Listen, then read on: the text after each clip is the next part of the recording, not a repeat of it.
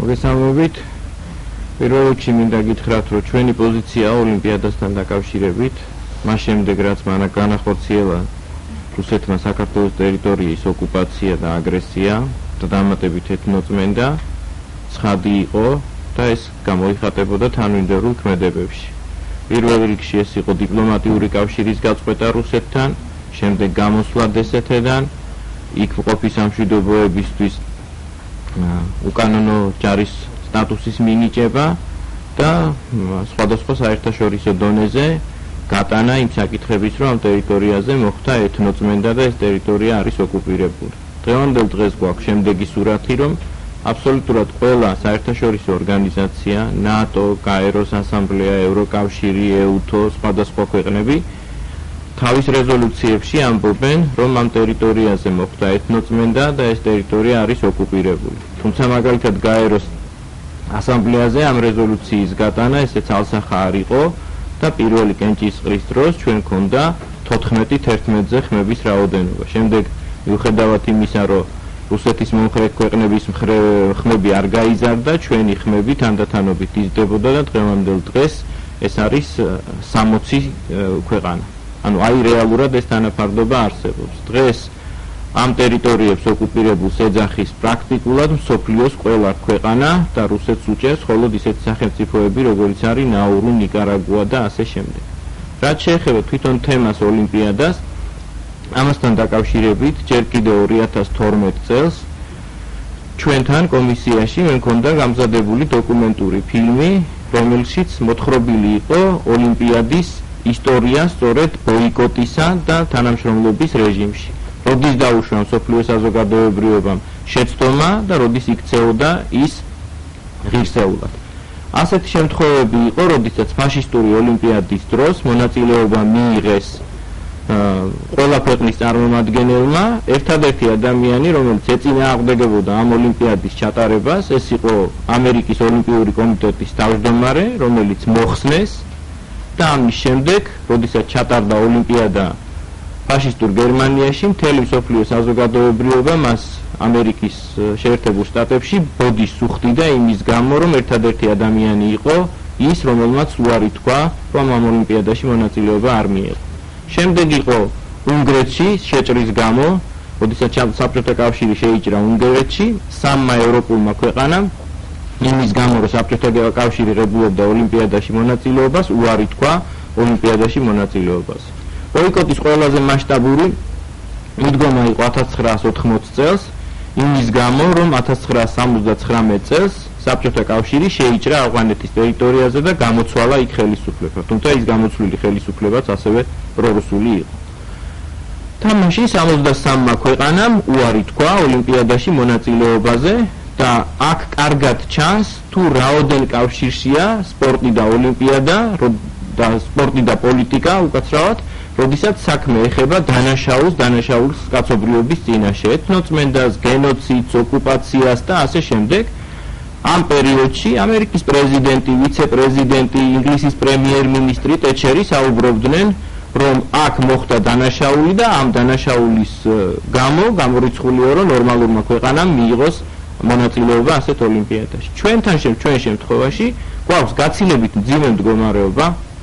ოკუპირებულია ქვეყნის ტერიტორიის 20%, გამოდევნილია 9 მილიონზე მეტი ადამიანი, დახოცილია 30,000 ადამიანი და პირადად მე მაქვს უამრავი ფაქტი ჩაწერილი, სადაც თვითმხილველები ყვებიან, როგორ აუპატიურებდნენ მაგალითად მამის წინ მის ქალიშვილს, როგორ აიძულებდნენ ძმას გაეუპატიურებინა თავისი და, შემდეგ კლავდნენ ძმასაც და დას აუპატიურებდნენ, როგორ წამოაცვალდნენ საბურავებს ადამიანებს და როგორ წვავდნენ ცოცხლად. როგორ ყრიდნენ ჭაში და როგორ აყრიდნენ მიწას ზემოდან. და ესეთი უამრავი ფაქტია და ყველაფერი ეს ამ ფილმთან კონტექსტში უნდა გვეჩვენებინია მსოფლიო საზოგადოებრიობისთვის და თქვენ შეგიძლიათ მაშინდელი ჩვენი კომისიის ხდომები ამოვიღოთ და ნახოთ, რომ როგორ ვაყენებდით საკითხებს, რომ ეს გაგვეტანა საერთაშორისო დონეზე მაშინ ყავდა სპორტის მინისტრი, ოლიმპიური კომიტეტის წარმომადგენლები და მათ ეუბნებოდით, რომ თუ რა შესაძლებლობები ქონდა საქართველოს, რომ ცხადია იმ მასშტაბს ვერ გააკეთებდა, მაგრამ რაღაც სპორტსმენები სამთვის ოლიმპიადის მსგავსი ჩაეტარებინა ჩვენს ბაზებზე, ბაკურიანში, გუდაურში და ასე შემდეგ. აი ეს იყო ეს მიდგომები. ამასთან ერთვის თავხედული ქმედება რუსეთის მხრიდან, რომელიც ყოველდღიურად გრძელდება და ის ოკუპაციის ხაზს ყოველდღიურ რეჟიმში გადმოწევს.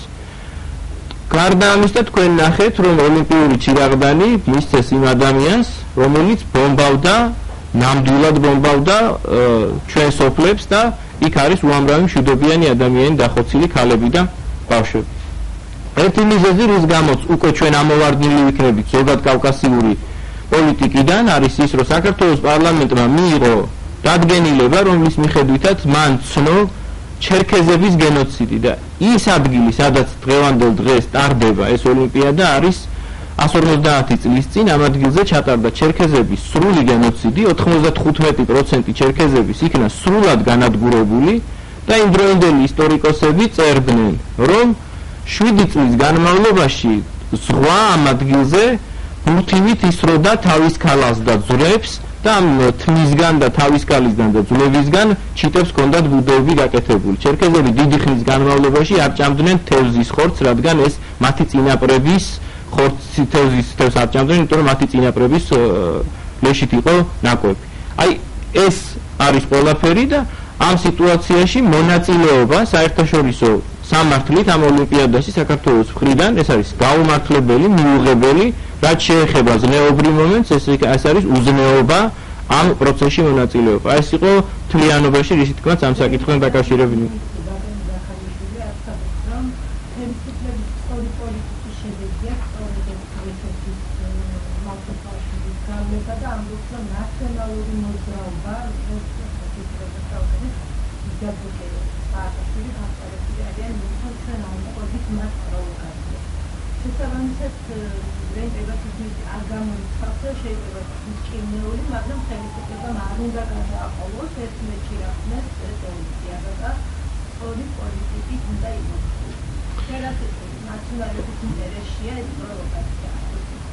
ესე იგი, დღევანდელი ხელისუფლება ამოვარდნილია ზოგადად კონტექსტიდან, მით უმეტეს ზაქარიაშვილის ეს განცხადებები რეალურად მეტყველებს იმაზე, რომ ის ან პირდაპირ ასრულებს რუსეთის დავალებას, ან არ ერკვევა პოლიტიკაში საერთოდ.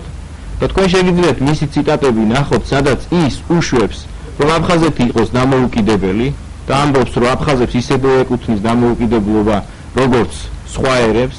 შეგიძლიათ ნახოთ მისი გამონათქვამები, სადაც ის ცუდად მოიხსენიებს EUTOS და სხვა საერთაშორისო ორგანიზაციებს, რომლებიც არ ცნობდნენ ამ ტერიტორიებზე არჩევნებს და ამბობდა, რომ ეს თვითონ აფხაზებისთვის ცუდია და საქართველოსთვის ცუდია, ამიტომ ამდაგვარი კონტექსტები ბევრია. მეტიც თვითონ ზაქარიაშვილი იყო ინიციატორი, როდესაც საუბრობდა, რომ რკინიგზა უნდა გაიხსნას აფხაზეთზე და შემდეგ ორი კვირის შემდეგ ეს ყველაფერი უარყო, ამიტომ მისი ეს კონტექსტი არ არის გასაკვირი, მაგრამ თავარი არის ის, რომ მთავრობის თავმჯდომარე ივანიშვილიც ზუსტად იგივე სიტუაცია ანალოგიურ პოზიციაზეა და ამის მრავალი დადასტურება თქვენ შეგიძლიათ ნახოთ, როდესაც საერთაშორისო ორგანიზაციებში ჟურნალისტებიც, როდესაც ნორმალურად აფასებენ საქართველოში მიმდინარე ოკუპაციას და ანექსიას, რუსული დიპლომატია მას პასუხობს ივანიშვილის ციტატებით. რუსულ დიპლომატიას არ მოაქვს თავისი ციტატები და ამბობს, რომ ივანიშვილმა თქვა, რომ საქართველო დაესხა თავს ცხინვალის რეგიონს. ივანიშვილმა თქვა, რომ იქ მძინარე ქალაქი დაიბომბა. ივანიშვილმა თქვა, რომ იქ არ იმყოფებოდა რუსის ჯარი, როდესაც ქართული ჯარი შევიდა და ასე შემდეგ. ამიტომ ეს წესით გასაკვირი უნდა იყოს, მაგრამ გასაკვირი არ არის. ამასთან ერთად ხშირად ადარებს ივანიშვილი კოსოვოსა და საქართველოს.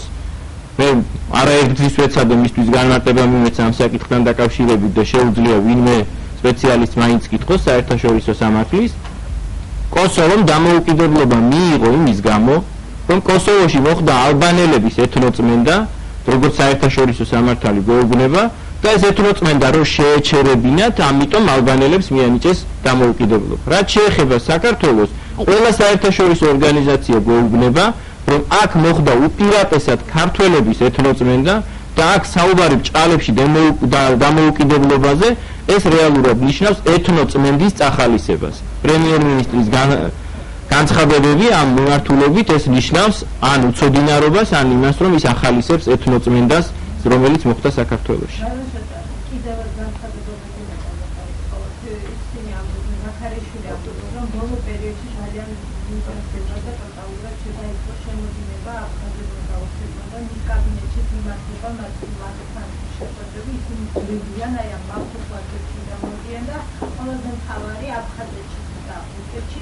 ვარი ივანიშვილი საკმაოდ პოპულარულია და არტისტი თვითონ განსხვავება მისი მისამართი არის.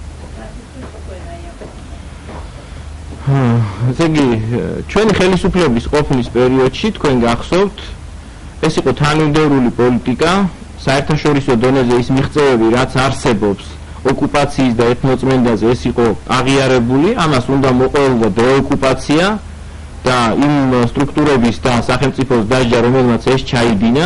დღევანდელ დღეს გვაქვს სრული კაპიტულანტური მიდგომა ამ მიმართულებით და მეტიც დონემ რუსეთთან ურთიერთობის დღევანდელი მთავრობის დაიწია და თქვენ ხედავთ, რომ მათ ესაუბრებიან კარასინისა და ანიშენკოს დონეზე, როდესაც ვიყავით ხელისუფლებაში, პრორუსული ხაზის ფლაგმანი ნინო გურჯანაძე ხვდებოდა პუტინს. ანუ დონე იყო აბსოლუტურად სხვა, დღევანდელ დღეს არის აბსოლუტურად სხვა. შედეგიც არის სახეზე. შედეგი არის ის, რომ ოკუპაცია ძლიერდება და ეს ხელისუფლება ჩვენ გვედავებოდა, რომ ჩვენ ომისთ წაგვართვეს გარკვეული ტერიტორიები, თუმცა არაფერი არ წაგვართვეს, იმიტომ ამას ქვია ოკუპირებული ტერიტორიები და დღევანდელ დღეს მათ ხელში არის 400 ჰექტარზე მეტი საოკუპაციო ხაზსაკეთ გადმოწეული და გვეუბნებიან, რომ 2 მეტრის და 3 მეტრის გულისთვის ომს ხوار დაიწყებენ, გვეუბნებიან, რომ ნიჩაევი თუ ადამიანი, რომელიც ბომბავდა ამ ქართულ სოფლებს, ამის გულისთვის ომს ხوار დაიწყებენ და ყველაფერი მიდის იქითკენ, რომ ეს კაპიტულანტური მიდგომა კიდევ უფრო გაძლიერდეს. ცხადია, ეს არ გაიცვლება არც ღვინოში და არც ციტრუსებში და ამ ღვინოსთან და ციტრუსებთან დაკავშირებითაც აქვთ სერიოზული პრობლემები. თქვენ ხედავ, ანიშენკომ იგივე რიტორიკით დაიწყო მათთან საუბარი. ამ მიმართულებითაც მათ შეეძლოთ გამოეყენებინათ ის მიღწევები, რომელიც იყო ჯერ კიდევ 2012 წლის აგვისტოში, 24 აგვისტოს გახდა რუსეთი ვეტოოს წევრი, იმის გამო, რომ ჩვენ მივეცით ხმა, თან ამასთან ერთად ეს იყო დათქმით და რაც პრაქტიკულად და სამართლებრივად რუსეთის მხრიდან აღიარებდა, რომ ცხინვალის რეგიონი და აფხაზეთი ეკონომიკური თვალსაზრისით არის საქართველოს შემადგენელი ნაწილი, იმიტომ რომ შვეიცარელი მებაჟეები უნდა დამდგარიყვნენ როგზე და ფსოუზე, ანუ აქ იყო რეალურად საქართველოს საზღვარი და აქ არის რეალურად საზღვარი, მაგრამ ეს არ იქნა გამოყენებული და მათ დაიწყეს პირდაპირი დიალოგი ანიშენკოს დონეზე და შედეგიც არის ონიშენკოს დონეზე. ამიტომ არის, რომ ამას სჭირდებოდა აბსოლუტურად სხვა მიდგომები, სხვა დონეზე საკითხების დაყენება. ახლა თქო, რომ ციტატა მოვიყვანეთ, რომ კარებს ამტვრევენ აფხაზები და ცხინვალის რეგიონში მცხოვრები ოსები, ეს არ შეესაბამება სიმართლეს. ზოგადად ის გადმოდინება, რომელიც იყო, ეს იყო ჯანმრთელობის თვალსაზრისით კურნალობა და ასე შემდეგ, ეს პროცესი პირიქით ამ ეტაპზე უფრო შენელებულია და როგორ შეიძლება მავთულხლართების შემთხვევაში უფრო თავისუფალი იყოს გადმოსვლა, ვიდრე ამ მავთულხლართების არარსებობის შემთხვევაში. ამიტომ ეს არ შეესაბამება სიმართლეს, ისევე როგორც არ შეესაბამება სიმართლეს დანარჩენი მათი გამონათქვამები, რომელიც წინა საარჩევნოდ უხვად იქნა გაცემული.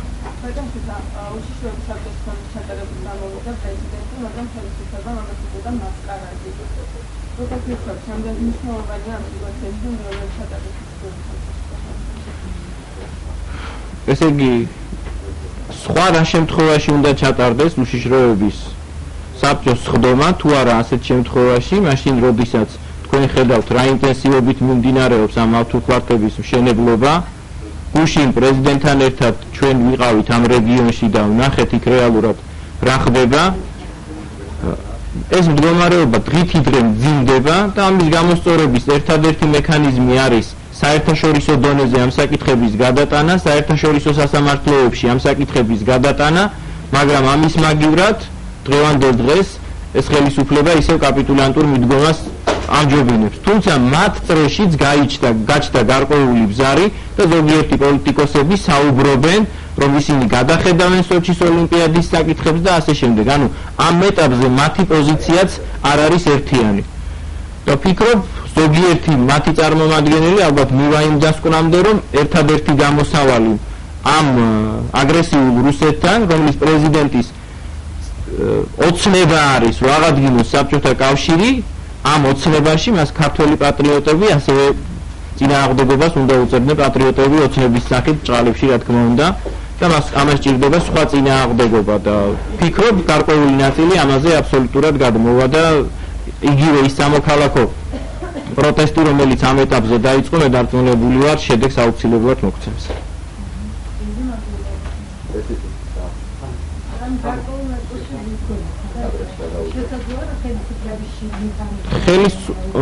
მე ვიყავი მაესტროზე გადაცემაში, სადაც იყო კვაჭანტირაძე და რომელიც საუბრობდა აბსოლუტურად სხვას, განსხვავებულს და მას წინააღმდეგობა მოუყვანა, ის ციტატები მოუყვანეს მაგალითად, რაც თქვენ თქვით და მან თქვა, რომ მას აქვს სხვა პოზიცია ამ საკითხთან დაკავშირებით. ვერ გეტყვით.